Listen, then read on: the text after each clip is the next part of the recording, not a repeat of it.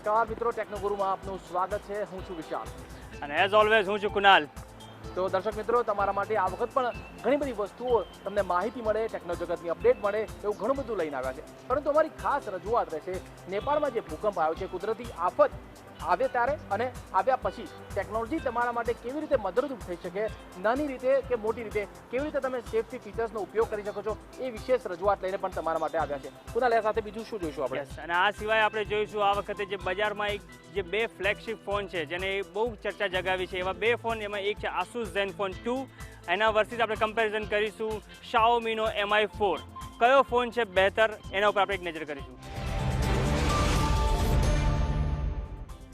કુનાલ યાર, નેપાળમાં ભૂકંપ આવ્યો, કાટમાળ જોઈને ઘણા બધા વિચાર આવે છે યાર, કે છેલ્લા ઘણા સમયથી તું જો ભૂકંપ આવ્યો ત્યારથી સતત સોશિયલ મીડિયા પર ભૂકંપને લગતા ફોટોગ્રાફ્સ ને અપડેટ ઘણું બધું આવ્યા કરે છે. ત્યારે વિચાર આવે છે કે આપણે આટલા ટેકનો સેવી હોવા છતાં પણ આવી કુદરતી હોનારતો પહેલાં કે પછી આપણને ટેકનોલોજી મદદરૂપ થોડા ઘણા અંશે પણ ના થઈ શકે? થોડા ઘણા અંશે પણ મદદ થાય તો ક્યાંક અલર્ટ મળે અથવા જાગૃતિ આવે, એવું કશું ટેકનો જગતમાં એવું કંઈ છે નહીં? જી વિશાલ, આમાં છે ખરા. જો માર્કેટમાં ઘણી એવી એપ્સ અવેલેબલ છે, એવી ટેકનોલોજી પણ અવેલેબલ છે, એવી ઇન્ફોર્મેશન પણ અવેલેબલ છે. પણ જેમ કેવું છે, આપણી માનસિકતા છે ને, આગ લાગે ત્યારે કૂવો ખોદવા જઈએ, જેમ તમને અત્યારે જ વિચાર આવ્યો, બરાબર છે? તો આવી જ રીતના આપણને વિચાર આવતા હોય છે, પણ ક્યારેય આપણે એવી એપ્સ અથવા ધારો કે એવી માહિતીઓ અથવા જે આપણને કુદરતી આફત પહેલા અને પછી કેવી રીતે મદદરૂપ થઈ શકે એવી આપણે ટેકનોલોજીનો ત્યારે સહારો નથી લેતા. જ્યારે આપણે ઘણી એવી ગેમ્સ હોય છે અથવા ઘણી એવી એપ્લિકેશન જે વગર કામની હોય છે એવી આપણે આપણા મોબાઈલમાં ભરી રાખતા હોઈએ. રાઈટ. પણ આવી અમુક એવી એપ્લિકેશન છે, એ પણ આપણે આપણા મોબાઈલમાં હોવી જોઈએ. કામ લાગે ના લાગે બે નંબરની વાત છે, પણ આઈ થિંક ક્યારે ને ક્યારે થોડી તો, જો નસીબ સારું હશે તો આપણને થોડીક તો મદદ અંશે ઉપયોગી સાબિત થશે. દુખતાને તણકલું સમાન સાબિત થઈ શકે. એક્ઝેક્ટલી. તો આવી જે બે ત્રણ અમુક વસ્તુઓ, જે ટિપ્સ છે, કાં તો તમે એવી એપ્લિકેશન સમજો, એવું મેં વર્કઆઉટ કર્યું છે કે કુદરતી આફત પહેલા અને પછી કઈ એવી એપ્લિકેશન અને કઈ એવી ટેકનો ટિપ્સ છે જે આપણને કામ લાગી શકે. તો આઈ થિંક આપણે એની પર એક નજર કરી લઈએ. Check it out. જરૂરથી. જમ્મુ કાશ્મીરમાં પૂર અને હવે નેપાળમાં ભૂકંપ. કુદરતી હોનારતો ત્રાટકવાનું શરૂ થઈ ગયું હોય તેવું લાગી રહ્યું છે. 7.9 રિક્ટર સ્કેલના હાઈ ઇન્ટેન્સિટીના ભૂકંપે નેપાળ સહિત ભારતની ધરાને ધ્રુજાવી દીધી. આ આફત બાદ સોશિયલ મીડિયા અને ટેકનો જગતમાં પણ જાતના મેસેજ અને ટિપ્સનું માર્કેટ ગરમ થઈ ગયું હતું. નાની વાતો માટે આપણે આજે સ્માર્ટફોનની એપ્સ અને ઇન્ટરનેટની માહિતીનો સહારો લેતા થઈ ગયા છે.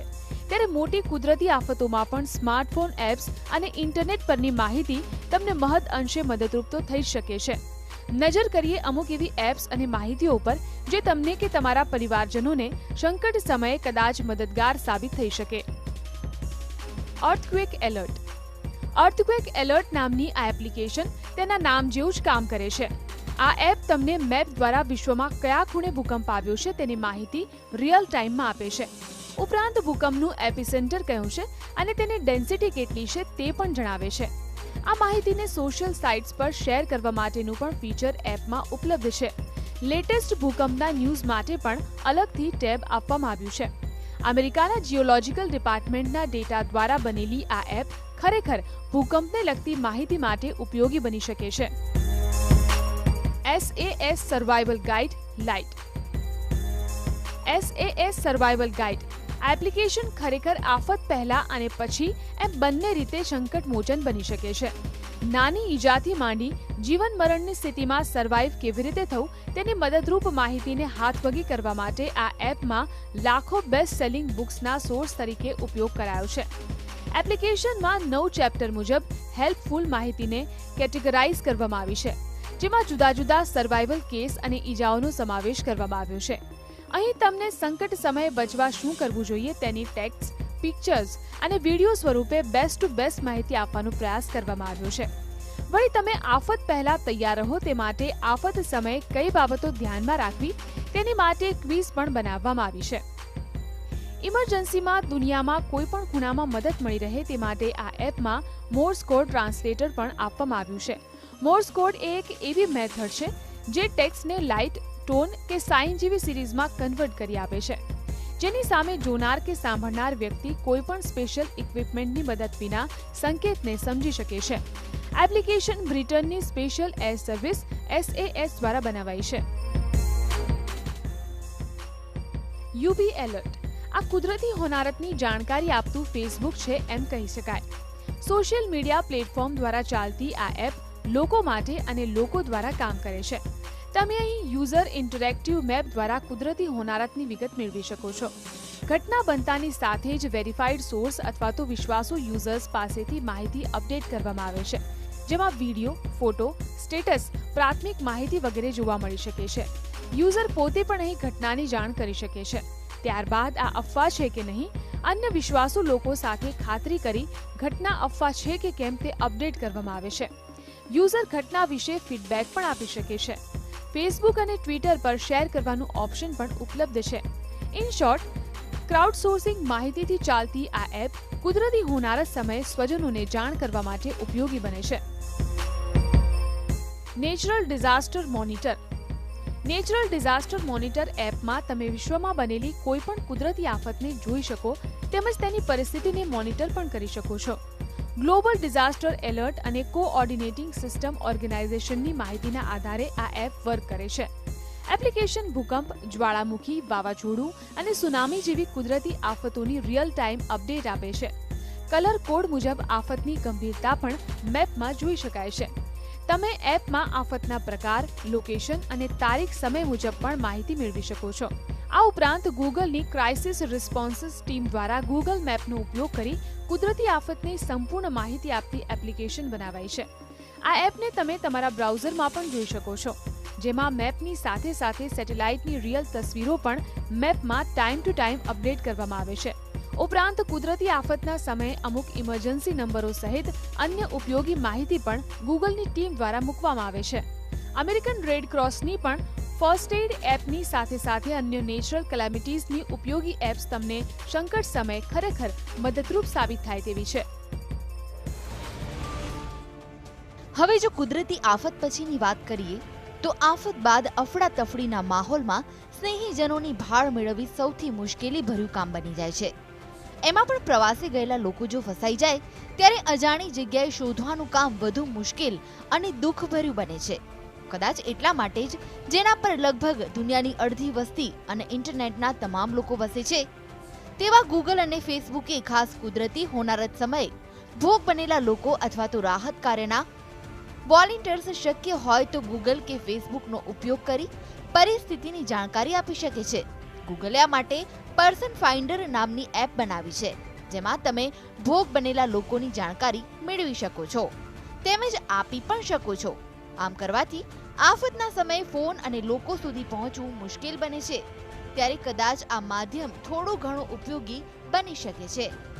જમ્મુ કાશ્મીરના પૂર પ્રકોપ વખતે આ એપ ખૂબ જ મદદગાર સાબિત થઈ હતી. આ જ રીતે ફેસબુકે પણ હવે સેફટી ચેક નામનું ટૂલ ડેવલપ કર્યું છે, જેમાં આફત દરમિયાન તમે સેફ છો કે નહીં તે તમારા મિત્ર કે પરિવારજનોને તાત્કાલિક જણાવવા માટે ઉપયોગ કરી શકાય છે. જેમાં તમારે માત્ર એક બટનથી તમે જે તે હોનારતમાં સેફ છો કે નહીં તે ચેક માર્ક કરવાનું હોય છે. અહીં તમે તમારા મિત્રોની પણ યાદી જોઈ શકો છો. વેલ, આ બધી ચર્ચાઓનું સમરાઇઝેશન કરીએ તો આફતના સમયે ટેકનોલોજી અને સોશિયલ મીડિયાનો કેવી રીતે કરીશું ઉપયોગ તેના પર જો નજર કરીએ તો આટલું ધ્યાનમાં રાખો. મોબાઈલમાં અમુક સર્વાઈવલ અને લાઈફ સેવિંગ ટિપ્સ આપતી એપ્સ ડાઉનલોડ કરી લો.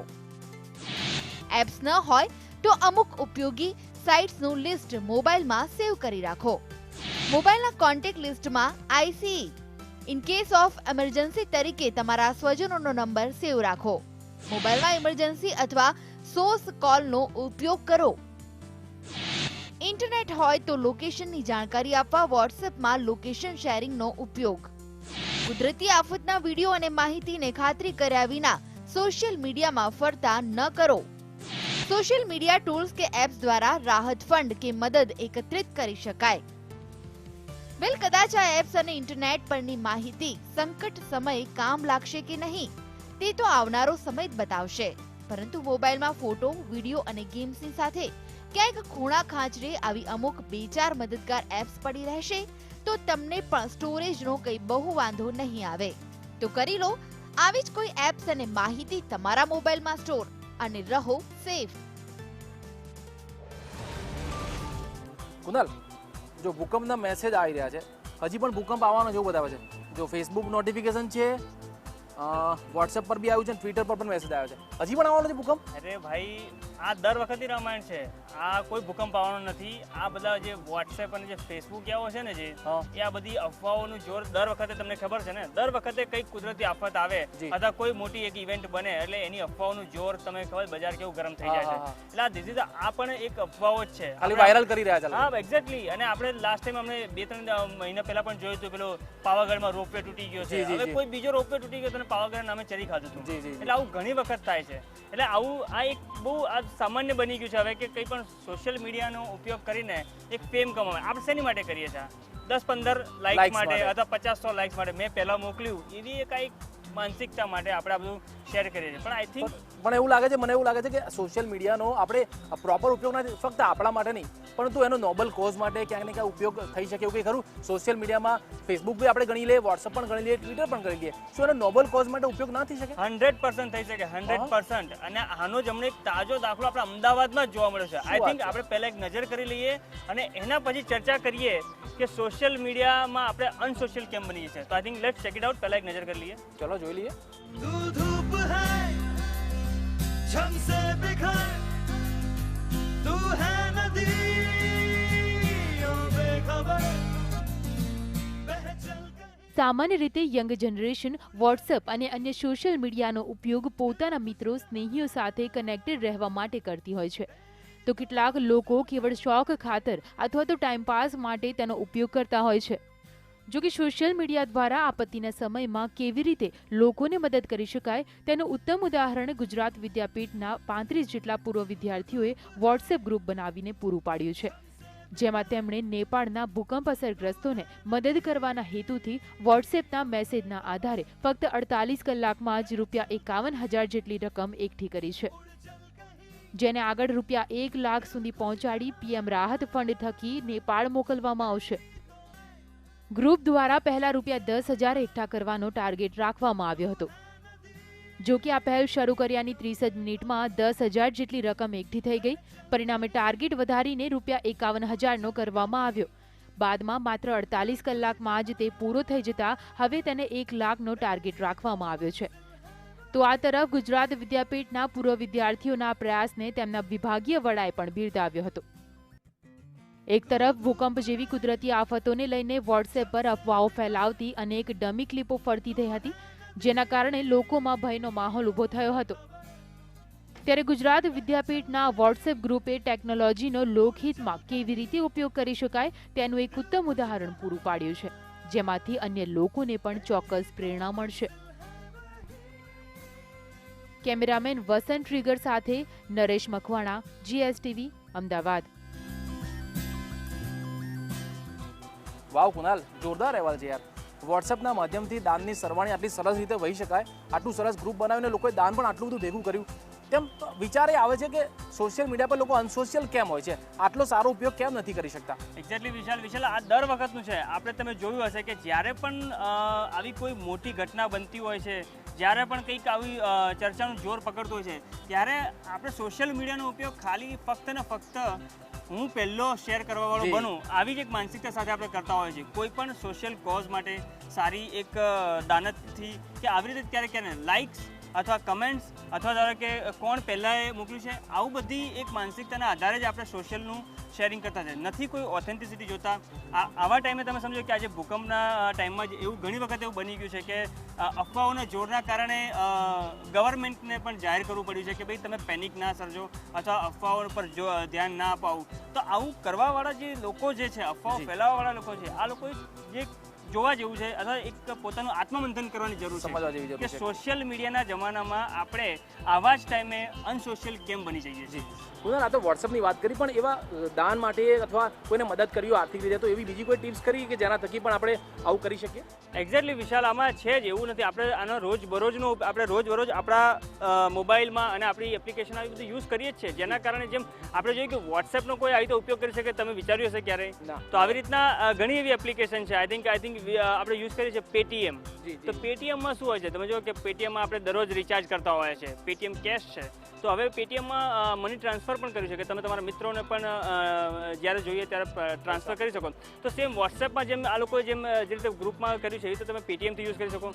ફેસબુકવાળાએ ફેસબુક પે જે મિત્રોને ઓનલાઈન તમે મની ટ્રાન્સફર કરી શકો એની એક સર્વિસ આપી છે. તો આઈ થિંક ફેસબુક પેનો પણ તમે ઉપયોગ કરી શકો છો.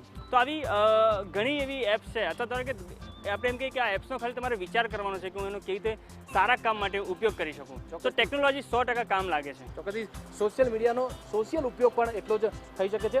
ખાસ કરીને હવે નેપાળ અને આવી કુદરતી આફતો પહેલાં અને પછી ટેકનોલોજી કેવી રીતે મદદરૂપ થઈ શકે થોડા ઘણા છે તેના વિશેનો અમારા વિશેષ અહેવાલ હતો. અત્યારે સમય થયો છે બ્રેકનો, લઈએ એક બ્રેક.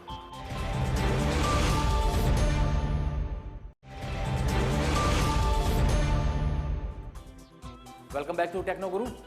કુનાલ, આપણે ગંભીરતાની ઘણી બધી વાતો કરી લીધી. કુદરતી આફતોમાં ઘણી બધી તમે ટિપ્સ આપી કે કેવી રીતે સોશિયલ મીડિયા અને ટેકનોલોજીનો ઉપયોગ થઈ શકે. તમે 2 મોબાઈલની પણ વાત કરતા હતા કે 2 નવા મોબાઈલ લોન્ચ થયા છે, ફ્લેગશિપ મોબાઈલ છે. કયા છે મોબાઈલ? યસ વિશાલ, 2 ફોન, શાનદાર ફોન લોન્ચ થયા છે જેને માર્કેટમાં ઘણી ચર્ચા જગાવી છે.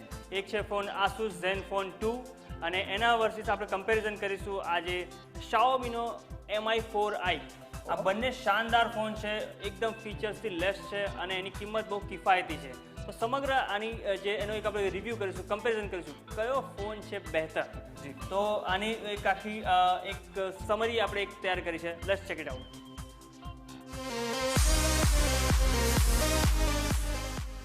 જો તમે માર્કેટમાં એક પ્રીમિયમ બજેટ સ્માર્ટફોન ખરીદવા માંગતા હોવ જેની કિંમત 12,000 થી 14,000 રૂપિયાની વચ્ચે હોય તો તમારી માટે ખુશ ખબર છે.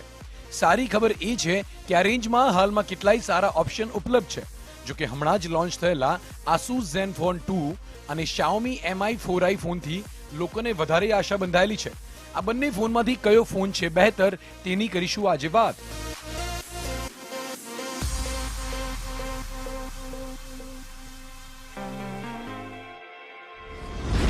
Build and design. સૌથી પહેલા બિલ્ડ અને ડિઝાઇનની વાત કરીએ તો Zenfone 2 Zenfone સિરીઝના બાકી મોડલ્સ 4, 5 અને 6 થી ખાસો મળતો આવે છે. એ જ કર્વ્ડ બેક, પ્લાસ્ટિક બોડી અને મેટલ ચીન. પરંતુ ડિસ્પ્લેની સાઇઝ આ વખતે 5.5 ઇંચ છે. તેના રિમૂવેબલ પ્લાસ્ટિક બેક પર બ્રસ્ટ મેટાલિક ફિનિશ છે. વોલ્યુમ રોકર કીઝ LGના G સિરીઝ ફોન્સની જેમ પાછળની તરફ છે.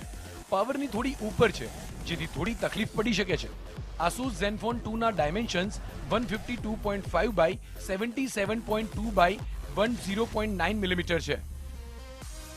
જ્યારે Xiaomiની વાત કરીએ તો Mi 4i માં લગભગ 5 ઇંચની ડિસ્પ્લે છે જે ફોનની 138 બાય 69.6 બાય 7.8 મિલીમીટર યુનિબોડી ફ્રેમમાં સંપૂર્ણ રીતે ફિટ થઈ જાય છે. આ ફોનના પાવર અને વોલ્યુમ રોકર બટન સુધી આસાનીથી પહોંચવા માટે ડાબી બાજુ રાખવામાં આવ્યું છે. મેઇન ફ્રેમ સ્ટીલ એલોયની છે જ્યારે બોડી પેનલ પોલીકાર્બોનેટથી બનેલી છે. Xiaomi શરૂમાં સફેદ રંગના મેટ ફિનિશ વેરિયન્ટમાં વેચાતો હતો જેનો લુક અને ફીલ ઘણું સરસ છે.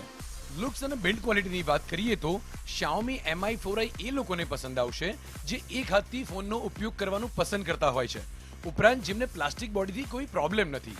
Zenfone 2 નો લુક વધુ મેટાલિક છે. સ્ક્રીન મોટી હોવા છતાં વધુ મોટો લાગતો નથી, પરંતુ કીનું પ્લેસમેન્ટ થોડું અજીબ લાગે છે. ડિસ્પ્લે. Asus Zenfone 2 માં 5.5 ઇંચની HD IPS 720 by 1280 pixel display છે, જ્યારે Mi 4i માં 5 ઇંચની full HD IPS 1280 by 1020 display છે. Zenfone 2 ની સ્ક્રીન પર Corning Gorilla Glass 3 પ્રોટેક્શન છે, જ્યારે Xiaomi Mi 4i પર Corning Concord One Glass solution લગાવેલું છે.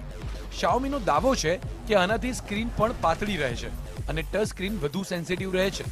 નાના મોટા સ્ક્રેચથી બંને ગ્લાસ સારું એવું પ્રોટેક્શન આપે છે. Mi 4i એક ખાસ ટેકનિક સનલાઇટ ડિસ્પ્લેનો ઉપયોગ કરે છે જેનું મુખ્ય કામ તડકામાં ગ્રાફિક્સને વધુ સારી રીતે દર્શાવવાનું છે.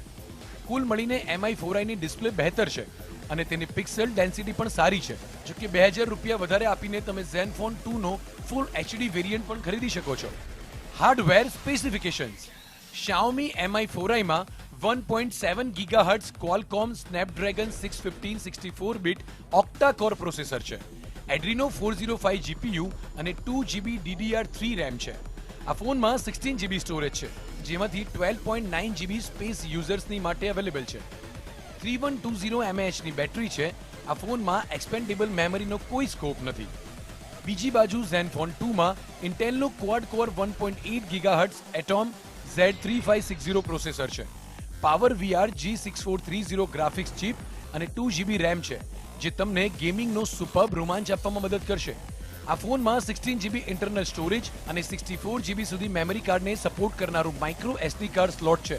અહીં 3000 mAh બેટરી છે. બંને ફોન્સમાં ડ્યુઅલ સિમ ફંક્શનાલિટી છે. બંને ભારતીય 4G નેટવર્ક્સને સપોર્ટ કરે છે, જો કે માત્ર MI4i બંને સિમ કાર્ડ સ્લોટ્સમાં 4G ને સપોર્ટ કરે છે. Asus Zenfone 2નું બીજું સિમ સ્લોટ માત્ર 2G નેટવર્ક્સને સપોર્ટ કરે છે. બંને ફોન્સ Wi-Fi 802.11 AC Wi-Fi ને સપોર્ટ કરે છે. બંને ફોન્સના હાર્ડવેર ખરેખર દમદાર છે, જો કે Asusમાં ઇન્ટેલનું પ્રોસેસર થોડો પ્લસ પોઈન્ટ છે. ઉપરાંત MI4i સ્ટોરેજ એક્સપાન્શન સ્લોટને સપોર્ટ નથી કરતું અને આ જ કારણથી તે માર ખાય છે. Asus Zenfone 2માં 4GB રેમનો વેરિયન્ટ પણ છે અને આ પહેલો ફોન છે જે 19,999માં 4GB રેમ આપતો હોય. કેમેરા. Asusના Zenfone 2માં 13 મેગાપિક્સેલ પ્રાઇમરી કેમેરા છે, જેમાં f2.0 અપર્ચર વાળો 5 એલિમેન્ટ લેન્સ અને ડ્યુઅલ LED ફ્લેશ છે, જેને Asus રિયલ ટોન ફ્લેશ કહે છે. જ્યારે 5 ઇંચ મેગાપિક્સેલ વાઇડ એંગલ ધરાવતો ફ્રન્ટ કેમેરા સેલ્ફીમાં વધારે ચહેરા સમાવવાની ક્ષમતા ધરાવે છે. Xiaomi Mi4iમાં પણ 13 મેગાપિક્સેલ સોની કેમેરા છે, જેમાં f2.0 અપર્ચર વાળો 5 એલિમેન્ટ લેન્સ છે, જે એક 2 ટોન ફ્લેશ છે. સાથે 5 મેગાપિક્સેલ ફ્રન્ટ કેમેરા છે, જેમાં ફેસ બ્યુટિફિકેશન ફીચર્સ પણ છે. બંને ફોન્સમાં એન્હાન્સ HDR મોડ અને બહેતર લો લાઇટ ઇમેજિંગ પરફોર્મન્સ છે. અમે આરામથી કહી શકીએ છીએ આ ડિપાર્ટમેન્ટમાં આ બંને ફોન તેના રાઇવલ્સથી ઘણા આગળ છે. સોફ્ટવેર અને સ્પેશિયલ ફીચર્સ. Zenfone 2માં Asusનું Zen યુઝર ઇન્ટરફેસનું એક અપડેટેડ વર્ઝન છે, જે Android 5.0 લોલીપોપ પર બેઝ છે. તમારે કસ્ટમ સ્કીન પર મટીરિયલ ડિઝાઇનનો પ્રભાવ જોવા માટે ધ્યાનથી જોવું પડશે, કારણ કે આ માત્ર નોટિફિકેશન્સ, ટોગલ્સ અને એનિમેશન્સમાં જ નજર આવે છે. વેલ, જો તમે સેટિંગ્સમાં જઈને થોડી શોધખોળ કરશો તો તમે મલ્ટીપલ યુઝર પ્રોફાઇલ જેવા સ્ટેન્ડર્ડ એન્ડ્રોઇડ લોલીપોપ ફીચર્સ મેળવી શકશો. Xiaomi Mi4i Android lollipop base MIUI 6 પર રન થાય છે. આ Xiaomiની લેટેસ્ટ ઓપરેટિંગ સિસ્ટમ છે. Xiaomi આ ફોનમાં 6 ભારતીય ભાષાઓ અને ભારતના વિઝ્યુઅલ IVR નો સપોર્ટ આપ્યો છે. વિઝ્યુઅલ IVR ની મદદથી યુઝર્સ મેનુ જેવા ફીચર્સને ઇન્ટરેક્ટિવ વોઇસ રિસ્પોન્સ સિસ્ટમથી નેવિગેટ કરી શકે છે. રિઝલ્ટ. અને અંતે જો આ બંને ફોનના રિઝલ્ટની વાત કરીએ તો 12,999માં Xiaomi Mi4i અને Asus Zenfone 2 બંને પૈસા વસૂલ ફોન છે. દરેક ફોનની એક ખાસિયત છે, પરંતુ વાત ફોન પાસેથી તમારી અપેક્ષાઓ પર આવીને અટકી જાય છે. જો તમારા માટે એક્સપેન્ડેબલ સ્ટોરેજ ક્રિટિકલ મામલો નથી અને તમને એક મોટી ડિસ્પ્લે જોઈએ છે, તો Zenfone 2 તમારા માટે બેસ્ટ રહેશે. પરંતુ જો તમે એક હાથથી ઉપયોગ કરવા માટે અને નાની ડિસ્પ્લે શોધી રહ્યા છો અને iOS જેવા યુઝર ઇન્ટરફેસથી તમને કોઈ પરેશાની નથી, તો Xiaomi Mi4i પર તમારી પસંદગી ઉતારી શકો છો. વેલ, ટેકનોગુરુમાં હવે સમય થઈ ગયો છે આસ ટેકનોગુરુનો.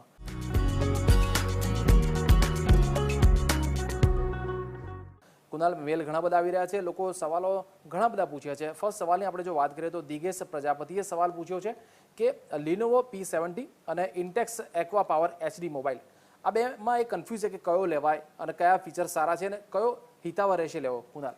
યસ, વેલ, આ બંને જે મોબાઈલની વાત કરી છે કે Lenovo P70 અને Intex Aqua Power HD, બંનેના સ્પેસિફિકેશન ઓલમોસ્ટ એકદમ સેમ છે, પણ બંનેની પ્રાઇસમાં બહુ ડિફરન્સ છે. અને આઈ થિંક દિગેશે એ જ પૂછ્યું છે કે આ બંનેનું જે પ્રાઇસ છે એમાં 7,000નો ઓલમોસ્ટ ફરક છે, અને જ્યારે સ્પેસિફિકેશન ઓલમોસ્ટ સેમ છે તો એ બંનેમાં કન્ફ્યુઝન છે. તો આઈ થિંક જો વાત કરીએ તો આપણે જે Lenovo P70 છે એનું જે CPUની વાત કરીએ તો 21% ફાસ્ટર છે ઓલમોસ્ટ, એટલે 1.7 GHz છે, જ્યારે Intex Aqua Power HDનું 1.4 GHz છે. તો નિયર મોસ્ટ લાઈક 21% જેટલું ફાસ્ટ છે. એ બહુ ખાસો ફરક નથી, 19-20નો ફરક છે. એના પછી વાત કરીએ તો જે કેમેરા ઉપર જઈએ આપણે, કેમેરામાં જે બંનેના મેગાપિક્સલ 13 મેગાપિક્સલ સેમ છે, પરંતુ Intex Aqua Power HDનો HD કેમેરા છે, I think that will give you the best result. એના પછી બંનેની બેટરી લાઈફ જે 4000 mAh લિયોન બેટરી છે, બંનેની બેટરી લાઈફ પણ સેમ છે. પરંતુ હવે જ્યારે આપણે કયો ફોન લેવો છે એના કન્ક્લુઝન ઉપર જો વાત કરીએ તો આઈ થિંક જો તમે આ જે બંને ફોનનું જે ઓપ્શન આપ્યો છે તો I think you are not crazy for brand, કારણ કે આ બંનેના જે પ્રાઇઝમાં જે ફરક છે એ મોટી બ્રેન્ડનો છે. Lenovo is the big name in this mobile, કારણ કે ઓલરેડી કમ્પ્યુટરની દિગ્ગજ કંપની છે, એટલા માટે જે આ જે પ્રાઇસ ડિફરન્સ છે એના કારણે છે. નાવ હવે તમારે જો આ બંનેમાંથી જો ફોન તમે જોયું ઓલમોસ્ટ સ્પેસિફિકેશન સેમ છે, બહુ કંઈક ખાસો ફરક નથી. સો જ્યારે 7,000 જેટલા રૂપિયા જો એક મોબાઈલની ડીલ માટે જો બચતા હોય તો I think you should go for Intex aqua power HD. ચોક્કસથી ફીચર્સ ઘણા સેમ છે, પરંતુ પ્રાઇસની રીતે જોવા જઈએ તો ડિફરન્સ વધી જાય છે, સ્વાભાવિક છે. બીજો સવાલ છે કુનાલ, ચેતન જોશી પાલીતાણાથી પૂછ્યું છે કે 3,000ની કિંમતનો એને મોબાઈલ લેવો છે, સામાન્ય વ્યક્તિ છે, પરંતુ એને કોઈને ગિફ્ટ કરવો છે, 3,000ની કિંમતનો જેને મોબાઈલ લેવો છે તો કયો લઈ શકાય? વેલ 3,000ની મોબાઈલમાં આપણે જો વાત કરીએ તો એન્ડ્રોઈડ ફોન જે એમને વાત કરી કે એન્ડ્રોઈડ ફોન કયો સારો લેવાય. 3,000માં ઘણા ઓપ્શન છે, બહુ જ ઓપ્શન છે. આઈ થિંક તમે જોશો તો લગભગ તમને 50-100 ફોન મળી જશે, પરંતુ આઈ થિંક આપણે જે સારા ફોનની વાત કરીએ તો I think I just suggest કે 3 ફોનમાં એક આપણે કરીએ તો carbon titanium S99, carbon titanium S99. આ ફોન અરાઉન્ડ 3,900ની આસપાસનો ફોન છે, જેની અંદર કિટકેટ લેટેસ્ટ વર્ઝન છે. એટલા માટે મેં એક વર્કઆઉટ કર્યો છે બિકોઝ આની અંદર કિટકેટ લેટેસ્ટ વર્ઝન 4.2.2 છે અને એનો કેમેરા પણ આઈ થિંક 5 મેગાપિક્સલ છે. That is a good deal for 3,000 around જે એની પ્રાઇસ છે એની માટે. સો આઈ થિંક એક એ ઓપ્શન છે. સેકન્ડ ઓપ્શનની જો હું વિશાલ વાત કરું તો I think Intex aqua N7. આ જે ફોન છે જે અરાઉન્ડ 3,500 રૂપિયાની આસપાસની એની પ્રાઇસ રેન્જ છે અને એમાં પણ લેટેસ્ટ કિટકેટનું વર્ઝન છે 4.4. અહીંયા આગળ પણ આઈ થિંક તમને કેમેરા જે છે 8 મેગાપિક્સલનો કેમેરો મળશે. So I think that's a good and very good deal કે 3,700ની આસપાસનો આ ફોન. તો I think Intex aqua N7.